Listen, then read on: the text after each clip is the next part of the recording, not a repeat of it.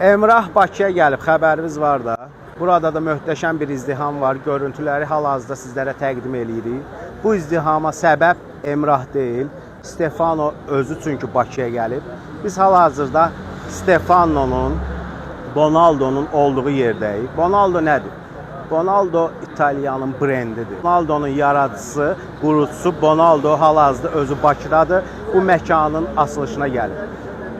Məkan Gənclikdə düz Atatürk Parkının yanında 3 mərtəbəli möhtəşəm bir məkandır. Bonaldo'nun açılışından sizlərə möhtəşəm görüntüləri təqdim edirik.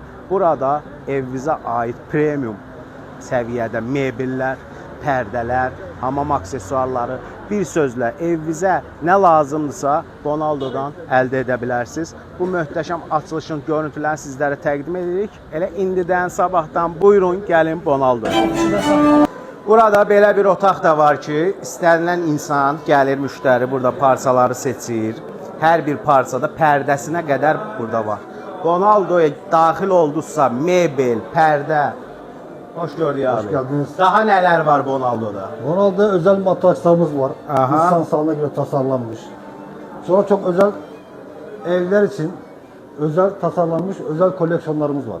Nə gözəl, nə gözəl. Parçalarımız var. Sonra dış mekan kumaşlarımız var. Bakın şurada dış mekan kumaşlarımızı göstereyim şöyle. Outdoor dediğimiz çok özel tasarımlarımız var şu şekilde. Bir sözlə demək istəyirəm ki, bütün əhalimiz brend mal almaq istəyirsə, evinə pərdə, mebel, divan, aksesuar, Evet. hamama aid hər şey Hər var da. şey. Nə istəsəz bir məkandadır, Bonaldo'dadır. Bekleriz. Bonaldo isə Gənclikdə yerləşir, Atatürk Parkının düz yanında. 3-4 mərtəbəli möhtəşəm bir məkandır. Bugün də açılışındayıq. Sizləri hər şeylə tanış edirik.